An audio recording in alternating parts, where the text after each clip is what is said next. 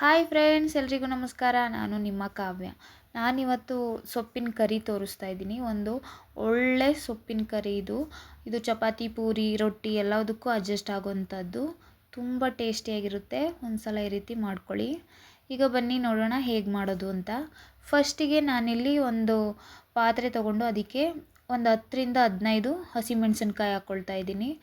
ಯಾಕೆಂದರೆ ನೀವು ಖಾರ ನೋಡ್ಕೊಂಡು ಹಾಕ್ಕೊಳ್ಳಿ. ಹಸಿಮೆಣಸಿನ್ಕಾಯಿನೇ ಈ ಖಾರಕ್ಕೆ ಖಾರ. ಇನ್ಯಾವುದು ನಾವು ಖಾರದ ಪುಡಿ ಆಗಲಿ ಯಾವುದು ಮಸಾಲೆ ಪುಡಿ ಏನೂ ಹಾಕಲ್ಲ ಈ ಕರಿಗೆ. ಅದಕ್ಕೋಸ್ಕರ ಹಸಿಮೆಣಸಿನ್ಕಾಯಿ ಸ್ವಲ್ಪ ಜಾಸ್ತಿ ಹಾಕ್ಕೊಳ್ತಾ ಇದ್ದೀನಿ. ಹಾಗೆ ಒಂದೆರಡು ಟೊಮೊಟೊ ಹಾಕ್ಕೊಂಡಿದ್ದೀನಿ. ಮತ್ತು ಇಲ್ಲಿ ನಾನು ಚಿಕ್ಕಿರೆ ಸೊಪ್ಪು ತೊಗೊಂಡಿದ್ದೀನಿ. ಈ ಸೊಪ್ಪು ಕರಿಗಳಿಗೆ ತುಂಬ ಟೇಸ್ಟಿಯಾಗಿ ಬರುತ್ತೆ. ಅದಕ್ಕೋಸ್ಕರ ನಾನು ಯಾವಾಗಲೂ ಈ ಸೊಪ್ಪನ್ನೇ ತೊಗೊಳ್ತೀನಿ ಕರಿ ಮಾಡುವಾಗ. ನೋಡಿ, ಇವಾಗ ಇದಕ್ಕೆ ಸ್ವಲ್ಪ ನೀರು ಸೇರಿಸ್ಕೊಂಡು ಇವಾಗ ಇದನ್ನು ಸ್ಟವ್ ಮೇಲೆ ಇಟ್ಕೊಂಡು ಬೇಯಿಸ್ಕೋಬೇಕು. ನಾನಿಲ್ಲಿ ಬೇಯಿಸ್ಕೊಂಡಿದ್ದೀನಿ. ಇವಾಗ ನೋಡಿ, ಟೊಮೊಟೊ, ಸೊಪ್ಪು ಮತ್ತು ಮೆಣಸಿನ್ಕಾಯಿ ಎಲ್ಲ ಚೆನ್ನಾಗಿ ಬೆಂದಿದೆ. ಇವಾಗ ಇದನ್ನು ತಣ್ಣಗಾಗೋದಕ್ಕೆ ಬಿಡಬೇಕು. ಇವಾಗ ನೆಕ್ಸ್ಟು ಒಂದು ಮಿಕ್ಸಿ ಜಾರ್ ತೊಗೊಂಡು ಅದಕ್ಕೆ ಒಂದು ಅರ್ಧ ಕಪ್ಪಷ್ಟು ತೆಂಗಿನ ತುರಿ ತೊಗೊಂಡಿದ್ದೀನಿ. ಹಾಗೆ 1-2 ಸ್ಪೂನು ಹುರ್ಗಡ್ಲೆ ತೊಗೊಂಡಿದ್ದೀನಿ. ಇದನ್ನು ಇವಾಗ ರುಬ್ಕೊಳ್ಬೇಕು ಚೆನ್ನಾಗಿ.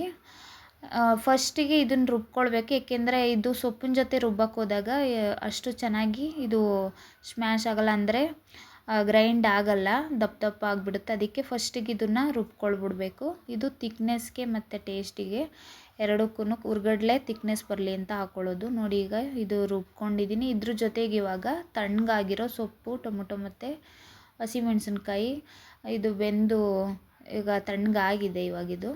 ಇದನ್ನು ಹಾಕ್ಕೊಳ್ತಾ ಇದ್ದೀನಿ. ನೋಡಿ, ಇದನ್ನು ಮತ್ತೆ ಇವಾಗ ರುಬ್ಕೊಳ್ಬೇಕು ಇದ್ರ ಜೊತೆಗೇ.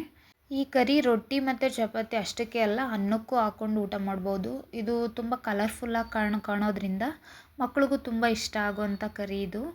ಸೊ ನಾನಿವಾಗ ಇದನ್ನು ರುಬ್ಕೊಂಡಾಗಿದೆ. ಇವಾಗ ಅದೇ ಬಾಣಲಿಗೆ ಒಂದು 4 ಸ್ಪೂನ್ ಎಣ್ಣೆ ಹಾಕ್ಕೊಂಡಿದ್ದೀನಿ. ಒಂದು ಅರ್ಧ ಸ್ಪೂನ್ ಇವಾಗ ಸಾಸಿವೆ ಹಾಕ್ಕೊಂಡು ಚಿಟ್ಪಟ ಅನ್ನಿಸ್ಕೊಂಡು, ನೆಕ್ಸ್ಟ್ ಇದಕ್ಕೆ ಒಂದು 4 ಸ್ಪೂನು ಕಡಲೆಬೇಳೆ ಹಾಕ್ಕೊಂಡಿದ್ದೀನಿ. ಇದಕ್ಕೆ ಕಡಲೆಬೇಳೆ ಜಾಸ್ತಿ ಹಾಕ್ಕೊಂಡ್ರೆ ಚೆನ್ನಾಗಿರುತ್ತೆ ಟೇಸ್ಟು.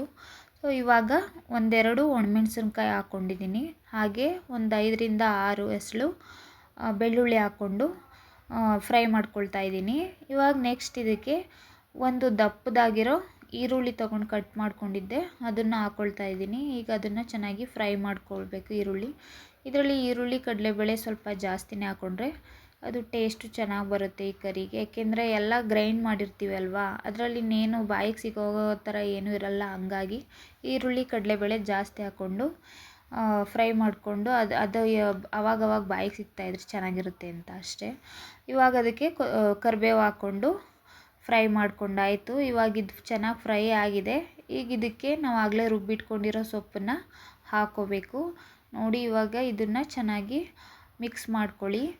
ಇದು ಸ್ವಲ್ಪ ತಳ ಹಿಡಿಯೋ ಚಾನ್ಸಸ್ ಇರುತ್ತೆ ಈ ಟೈಮಲ್ಲಿ. ನೀವು ಈ ಟೈಮಲ್ಲಿ ಚೆನ್ನಾಗಿ ಮಿಕ್ಸ್ ಮಾಡ್ಕೋಬೇಕು ಇದಕ್ಕೆ ಸ್ವಲ್ಪ ನೀರು ಸೇರಿಸ್ಕೋಬೇಕು, ಇಲ್ಲಾಂದರೆ ತಳ ಹಿಡಿಯುತ್ತೆ. ನಾನಿವಾಗ ಮಿಕ್ಸಿ ಜಾರಿಗೆ ಇನ್ನೊಂದು ಸ್ವಲ್ಪ ನೀರು ಹಾಕ್ಕೊಂಡು ಸೇರಿಸ್ಕೊಳ್ತಾ ಇದ್ದೀನಿ.